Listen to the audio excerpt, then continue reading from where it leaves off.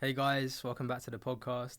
Today I'm joined by Matt, aka DRZ. We just had this conversation off Yeah, camera. Bro, introduce yourself. yeah, I'm Matt, DRZ, or DRZ, or Dr. Z apparently. Yeah, happy to be here with Tarun. Been a while since we've seen each other.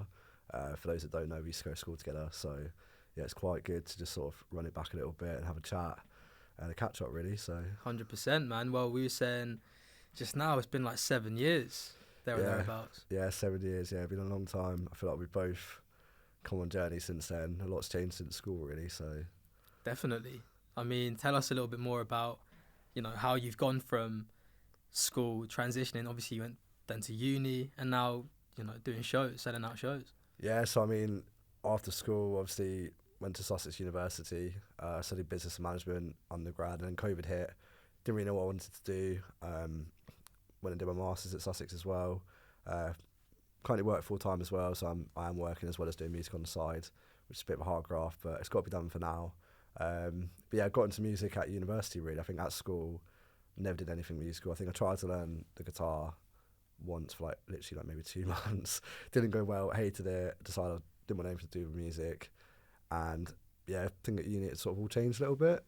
I think my first year or second year, I think my second year actually, I met a friend called Sam who taught me how to DJ because he was quite into drum and bass music, which is when I got into that as well.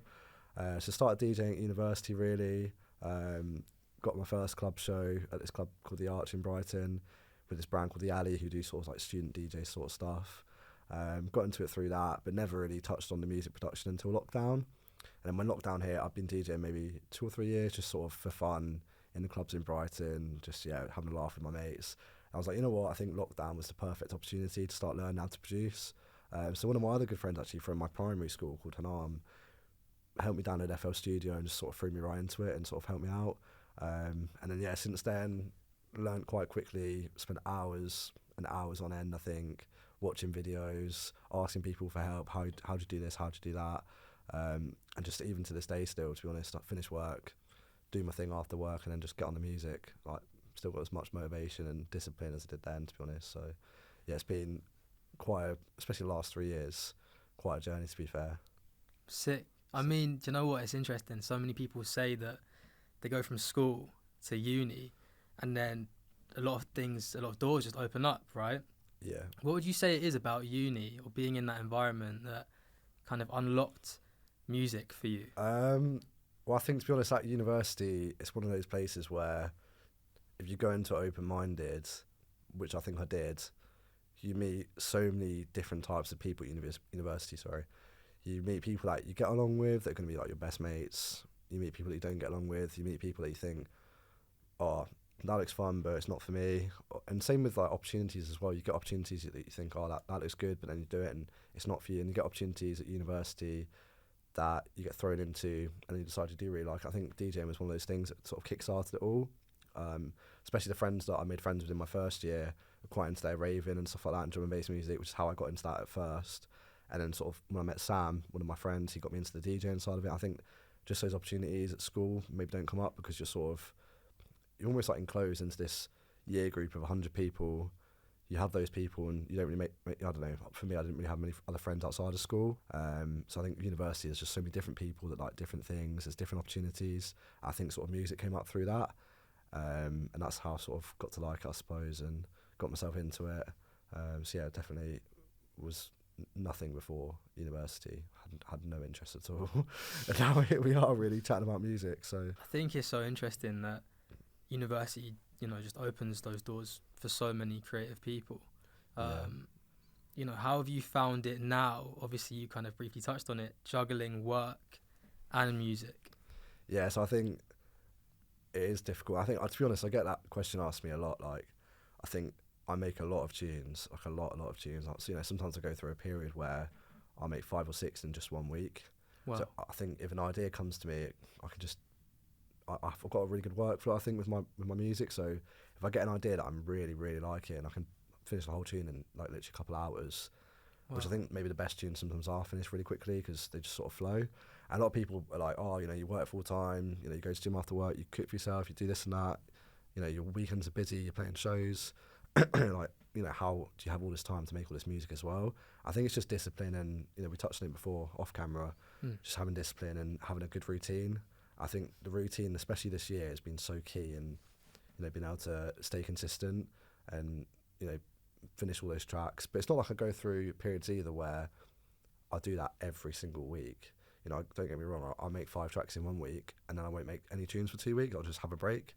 So it definitely comes in phases, but I think the important thing is, you're consistent over the month, or you're consistent over the 2-month period, especially for me as well. I think, so I'd say, probably consistency and routine, definitely my key things that I've tried to stay with this year.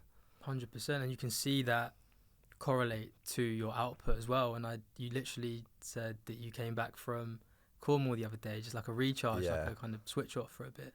How important do you think that is as well, being creative, to just have that capability, switching off and then coming back to it? Yeah, absolutely. I think you get yourself into these ruts, shall I say, or these creative blocks, I guess is another word for it, where you just can't come out with anything. I think we've all been through times where we try and force it. I think that's the worst thing you can do. I think the best thing you can do, I've had it before where I've not made anything for 3 or 4 weeks because I've just been trying to force it on my PC. I think the best thing for me is when I take that time to step away, and especially after Boomtown, that was another break. I went to Boomtown, saw all that amazing music, amazing artists. I met so many people there, and before that, the week before, I couldn't make anything. So I come back from Boomtown, I made some of my best music ever. I think it's so important to take that step away, let yourself loose for a few days. Or, I went to Cornwall last week, got away, just went to the sea with my friends, and it was just amazing. And it's so good to just switch off, because you do sort of work yourself up about it as well. I think it's the worst thing you can do. So yeah, definitely important. And this week I'm hungry to get back to the music. After like 5 days away from my computer, I'm ready to get back on it. Especially I've got some good shows coming up, so just want to make some bangers for the shows, really. Sick. So yeah, definitely important. It's because you let yourself be inspired again to then come back and create. It's like what you said about writer's block. It's like you're kind of forcing something that's not there in that moment. So it's like you're able to kind of take a step back. Yeah. Enjoy time with your friends, enjoy live music, enjoy sets, whatever it might be, and then come back to it, and it's like, wow. And then you said you can finish a song within 2-3 hours. So I don't think that's a surprise. I think that makes perfect sense. Yeah. No, absolutely. I think taking a step back, being with your mates, and even when I'm out, out at a restaurant or something, I might hear a tune in the background. I'll suddenly get an idea of sampling that, or I'll be out and I'll just think of random ideas. Like just when you least expect something's coming to you. Like I was on the surfboard chatting to one of my friends at the weekend, and you just get ideas that come to you when you're in the water. Or I think we were at a restaurant and some song come on, and my mate was like, "Oh Matt, you should make a bootleg of this, or try and sample that vocal or something." And you just get these weird ideas, especially when you take a step back. I think those are what make the best tunes. So I've come back from Cornwall with a few ideas and on some songs I could maybe do an unofficial little fun bootleg of, or something like that for shows. And yeah, it's good, to be fair. It's definitely needed. Yeah, I mean, you said as well that part of your routine is you go gym. How many of your ideas would you say come when you're in the gym? Yeah, I mean, to be fair, I go to the gym straight after work.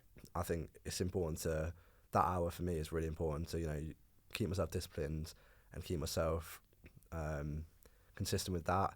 So I think if I was to dive straight into my music straight after work, you just finished work, you may be feeling a bit groggy. So get into the gym, I'll get to the gym, I'm almost like ready to come home and get on with the music as soon as I'm home, as soon as I'm through the door. It gives you that is it dopamine spike from being in the gym as well. You feel good about yourself, you get home and you're ready to rock and roll, really. It's like a double whammy, isn't it? Yeah, it is. I'm already excited to get on the music, and you get back from that, I'm like double excited, like ready to go.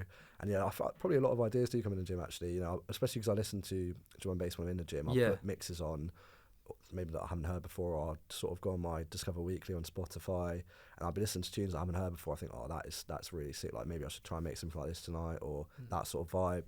So yeah, it definitely helps inspire a bit of creativity by the time I'm home. Really important. I'm not surprised, because that's the reason I asked, because obviously when you're in the gym, headphones on, and it's like you're in that mode. You're like opening yourself up to kind of be inspired creatively by, whether it's a playlist or a new artist or a new song, whatever it might be. Yeah, definitely. I think one of my favourite things as well is finding new artists. Like, for example, like myself, I've obviously come up over the last 2 years, 3 years, from having absolutely zero music knowledge, nothing. I didn't even know what notes were on a piano. didn't know what the white notes were, what the black notes were. For example, I didn't even know what a key was. Wow, okay. So I've come from that to sort of building my music up. I love it when I find a new artist who's maybe where I was a year ago. Not that I'm anywhere near where I want to be, but, you know, where I was a year ago, for example, and they send me some music and it's just an absolute bang. Like, there's a guy called, what was his name? Can't remember the name, but he sent me a tune called Mesmer a few weeks ago. It will come to me, and it was one of the sickest tunes I've heard in a long time. And this guy's got a couple hundred followers, hardly put any music out, and I was just mind blown. I think, you know, when I hear things like that, I'm just like mind blown. It just makes me want to make more music, and I think that's an important process as well. And sort of my creativity is, you know, seeing other new producers doing the exact same thing, really. And I think it's stuff like that, really. You said, you know, there was a moment in time where you didn't have that much knowledge. You couldn't differentiate between the white keys and the black keys, right? So what advice would you give an artist that's sitting there, they're in the exact same position as you, they don't know the difference between the white keys and the black keys, and like, I really want to make a song. What advice would you give them to just get going, get started? Look up a piano scale. Yeah, that's true. That's a good start. Yeah. No, I think the main thing you can do at the start is just download a DAW and just throw yourself into it. Like, you know, I think everyone that's ever done it starts somewhere. You know, if Chasing Status can do it, why can't you do it? If Boo can do it, you know, we were chatting about Disruptor earlier. You know, another guy from Reading had this like meteoric rise in the drum and bass scene. You know, he started somewhere. So, you know, if they can do it out of your local town, then why can't you do it as well? I think one of the important things for me, which I still live by to this day when making music, is there just are no rules, and if it sounds good, it sounds good. Because people get so caught up on these rules. I get messages all the time like, oh, how do you do this? How do you do that? How do you mix down? How do you get your drums so loud, or your bass is so loud, or your sub so loud? I'm just like, mate, there are no rules. Like, I think if I showed my project to you, I go to them, I'm like, listen, if I showed my project to you, you'd probably have a heart attack. You'd be like, what are you doing? And I'm just like, there are no rules. I think, like I said, that's one of the things that people get caught up on. And my biggest thing is, if it sounds good, it sounds good. Don't worry about all you know, what Mr. YouTube 123 is telling you you should be doing, because he's probably wrong, and there's another way to do it that works for you better. So it's all about finding your own processes, really. Yeah, 100%. So yeah, you know, that's where I'm going with this. If I was just starting out, I didn't know what keys were what, I didn't know what to do, I'd just say throw yourself in and don't follow the rules. So first thing, check what a piano scale is first, and then just throw yourself into it. Yeah, I think that's amazing advice, I think, because there is so much information out there. It's easy to kind of get caught up in like what one person's saying, and take that as gospel. Absolutely. Or take that as right, and letting that affect especially your on process. YouTube and things. Yeah, you know, and there's Patreon these days as well. Don't get me wrong, I've signed up to a couple good Patreons that I've learned some really good stuff off. But you've got to take what you learn and use it for yourself, and find your own ways of doing things with what you've learned. So I think you can't, like you say, you can't just take it as that's the one way of doing things. Especially YouTube. Like when I first started, I was watching so many videos, and they're all saying different things, and you almost get yourself into a situation where you get confused, because all these different people are saying you need to do this, you need to do that, for the same thing. Like, oh, this is how you should process your kick drum, this is how you should process your basses, this is how you get your sub sounding fat. And it's just like, no, it's not. There's so many ways to do it, and you should not take what that one person, that one YouTuber, or that one guy on Patreon, or that one producer that you really like, you shouldn't take it for like that is the way to do it. Because it's probably not the only way, and there's probably an easier way or a better way to do it. You just got to find it yourself, I think. Yes, take it and, you know, learn from it, but also just sort of do your own thing, because that's how you're going to get noticed, and that's how you're going to make a sound that, you know, is yours, and a process that is yours as well. I think from what I was saying earlier about workflow, and, you know, I can bang a tune out in 3 hours, I think it's because I found all these processes that work really well for me. So I'm not starting from scratch every time. I'm doing these things that work for me every time. And I haven't learned that off one said person. I've taken what I've learned off multiple people, I've made it my own, and sort of made it work for me, sort of thing. So, yeah. I like that. And you kind of touched on it there. Do you have like a process before you sit down? Do you have like a routine? Yeah, so I have a template, and that's my other tip. If you don't have a template for your production, get one now, because it will save you hours and hours. I think that's the one thing that has helped me A, progress, B, speed things up, and C, develop my own sound.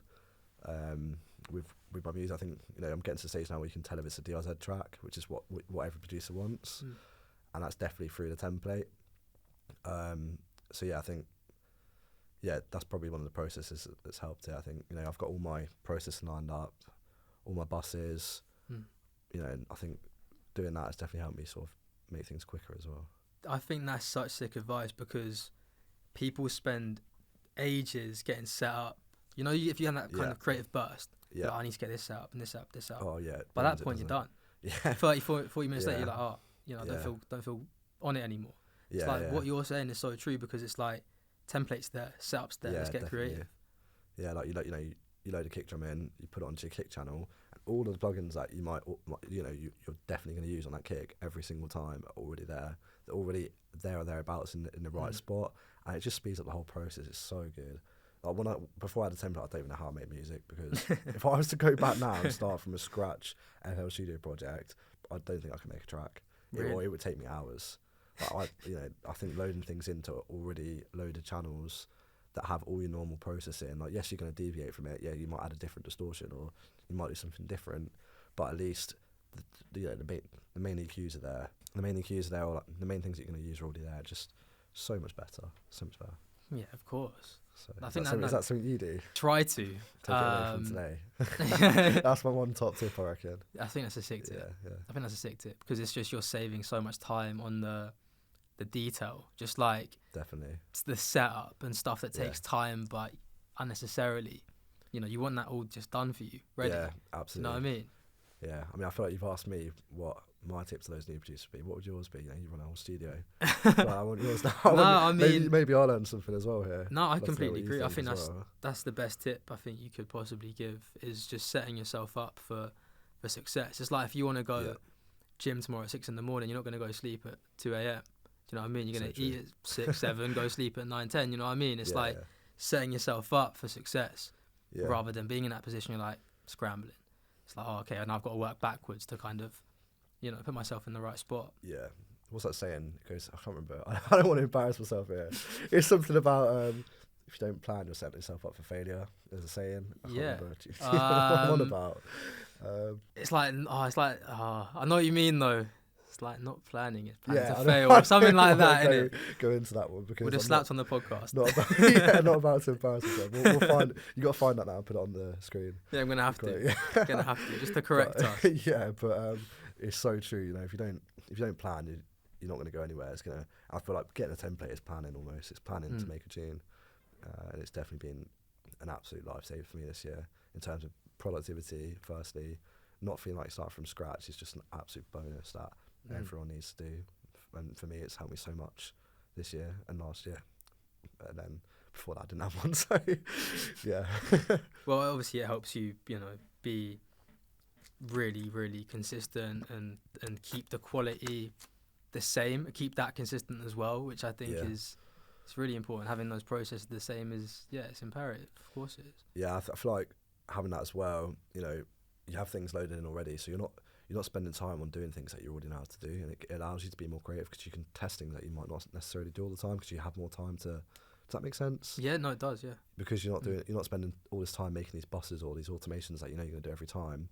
You can try out different automations or different types of plugins that you haven't tried before, because you don't have to faff around doing stuff you already know. And for me, it's definitely helped me be more creative and sit down and think, oh, what if I actually use this one this time rather than the one I always use? So I think that's been a big part of being creative and trying to put that flair into tunes. I think, you know, you've got every tune that is good has to have something a little bit special in it, to, you know, a special sound, a special type of automation or something. Yeah. So yeah, definitely. 100%. But I think that's what as well gives you that, you know, you said you're trying to create a DRZ sound, which you're hearing now. I think that's a massive contributing factor to that, is your process. Yeah, definitely. I think with that sound as well, I think I've tried to, I think the last 6 months have definitely helped that out, but I've tried to not let myself get locked into one subgenre of drum and bass as well. I think what a lot of people hear in my music is I make everything, I love it all. I can't just stick to one thing. Like me and you have that one that's a bit more melodic and liquidy that we're going to get finished soon. I've got some really heavy ones that I've been working on for the raves that are coming up and the shows that are coming up over the next few months, and I'm hopefully going to be putting them out this year or next year even. But a lot of the music that I focus on this year has been for my Spotify and more melodically and vocally, but I think because I've got all these processes that are the same in my FL Studio or very similar for all the tracks, I can take my sound across any subgenre at the moment and sort of help it, you know, it helps gel it all together. So I can make a heavy track, but it'll still sound like a DRZ track or a melodic track or a chill track like ours will still sound like a DRZ track because the processes or like the types of plugins I'm using are all very similar. I think for any new producer, that's definitely something to consider as well. You know, if you want to make all types of drum and bass, this will help it all sound like your sort of music. So definitely. Nah, really good advice. Really good advice. I think you briefly touched on it there. Live shows. Talk to us a little bit about live shows and how they've been for you over the last 12 months. Yeah, so I mean, I think DJing, you often get asked the question, you know, what would you rather do, make the music or DJ? For me, I love them both, but there's nothing like playing like a really, really good live show, like a really good DJ set. You come away and you're just sat there absolutely buzzing. Like, you know, it's good when you make a good track and, you know, everyone loves it. You know, that's one type of feeling, but after a DJ set, just the rush level you get is just so good. So I think shows this year have definitely picked up. I've definitely played some of my biggest over summer and some of my favourite ones. They've been really good. I've got some of my biggest ones coming up, I think, especially at the end of this month. I'm playing at in Swansea, debut in Swansea. I'm playing for K Motions. He's a big drum bass producer. He's doing this 360 event. So Deck's in the middle of the room. I think it's at this venue called Sin City, which is probably like 600-700 people. So really excited for that one. Made some really good tunes for that one. Got some more coming up. I've recently signed to an agency called MB Artists. So my agent is called Deck. Absolutely amazing guy. He works so hard for me. And I think the bookings are finally starting to come in that he's wanting to see for me. And he's done absolute amazing work in getting them for me. But yeah, I'm absolutely loving the show. So yeah, hopefully they keep rolling in really, because I think bookings are definitely my favourite part. I don't know, I love making the music, like I say, but there's nothing like playing a good live show, to be honest. It's so much fun. So you kind of forced my next question, to be fair. If you had to, you have a choice. You can only do one for the rest of your life. Which one is it? You kind of forced me into it, because I wasn't going to ask that, but based on what you said, I kind of have to. Yeah, I think it'd have to be DJ, to be honest. I think I love the making music. I love it so much. I think, you know, building up your own brand, producing your own music is essential to it. So I would say give me another year of making music, then I'll just DJ. But no, I think DJing is just no other feeling like playing to a good crowd. But yeah, it's a difficult question. But I'd go DJ, I think. Yeah, I can see why you say make music for another year. Yeah. And then jump into DJ. I have more tracks to play out, because that's another whole feeling. Is when you drop one of your own tunes in the rave and everyone is just like skanking out, loving it. Like, what's that like? Yeah, it's good. I think, especially when you know you made like an absolute stinker of a tune, like one of the heavy ones. Like, you know, you're sat in the studio. Like, I've got one that I've just made called Sundown. I'm going to test out for the first time in Swansea this month, and I'm just hoping that it goes on. Like, it's one of those tunes where it's got like a really big switch, like, and I think playing your own tunes, like when it's like a heavy tune and the whole crowd, you just hear them scream like, "Whoa!" Like, yeah, you're just there like, that must be sick, yeah, bro. Yeah, that must be so sick. It's amazing, yeah, it's so good. Yeah, there's definitely a feeling, yeah, of dropping your own tunes in a rave and getting a good reaction. I think every producer and DJ can agree with me. It's just one of the best feelings. Like, you've worked so hard on that track, and to see people like dancing to it, you know, a tune that you've sat in your bedroom and made for most of us producers. To then see, especially when you get sent videos as well of like bigger DJs playing your tunes, that's another feeling as well. You know, like getting sent videos of thousands of people at festivals dancing to one of your tunes. You're just there like, yeah, it's crazy. That is crazy. But music transcends, doesn't it? Yeah. It's like there's no limit to how big it can get. Yeah, I think, you know, for example, one of my friends, Ozone, really good producer, I made a track with Diagnostics and Grey. Two of our producers, really sick. Called No Face No Case, and they just got sent a video of David Guetta playing it at some festival to like thousands and thousands of people, a drum and bass track. No way. You know, that sort of feeling for them, like, I can't even imagine. Like, you know, I get sent a track of mine being played to like 1,000 people and I'm there like mind blown. But for David Guetta, like probably about 20,000 people. There's a video of it on Instagram actually. It's mental. So definitely go have a little look up Ozone or Grey or Diagnostics, and it's literally the sickest video you'll ever see. That is massive, isn't it? Yeah, and then from that, actually, they ended up doing a remix of his new single, Baby Don't Hurt Me, I think it's called. Wow. So they ended up working with David Guetta, doing a single, like a remix for him. So So yeah, sick. just unreal. Yeah, so good. That's insane. I mean, one thing that you can kind of see from the outside looking in with the drum and bass community is it's very supportive. Yeah. How have you found that being a drum and bass artist primarily, trying to, you know, kind of make a name in the scene? How have you found the community as a whole? Yeah, I definitely think that the drum and bass community is very supportive. I think everyone in here, well, that I've met anyway, is so genuine and down to earth. Like, I think getting to where I am now as well with some of the bookings that I get, I'm sort of interacting with them bigger artists a little bit more. You know, I'm getting messages from some bigger artists asking for some of my, you know, unreleased music for their shows as well. And one thing that you get to know is like all of them lot are so supportive of the up and comers as well. You know, they always want to test out new music from those, you know, smaller producers like myself. The bigger ones, you know, like I was saying, and they send you videos, then playing at shows, and you're just like, oh my god, it's insane. Yeah, I think the majority of people I'd say that I've met in the scene are so genuine, down to earth. Everyone, especially in drum and bass, there's no egos really, like from what I've seen anyway. I might be wrong. Maybe there is a few people that, you know, someone doesn't get along with, but whatever. Yeah. For me, I try and, you know, make conversation with everyone, meet as many people as possible, and everyone just seems so supportive and just genuine, down to earth. Like I said, especially the bigger DJs of the up and comers are always trying to, you know, test out their music, get their music signed to bigger record labels and stuff. And even, you know, for me, it's like, you know, coming up as well and trying to work hard and get my music out there. People that are just the ravers as well. I get so many messages every week just saying, "Oh, I love your music. When's your next show? When are you in this city? When are you in that city?" And even the people that don't even make the music or, you know, DJ, just, you know, when are you next playing and stuff, they want to support the up and comers too, which is really good to see. I don't think you can maybe get that in a lot of music. I think drum and bass is very underground. Sorry, underground, and yeah, it's very supportive basically. Yeah.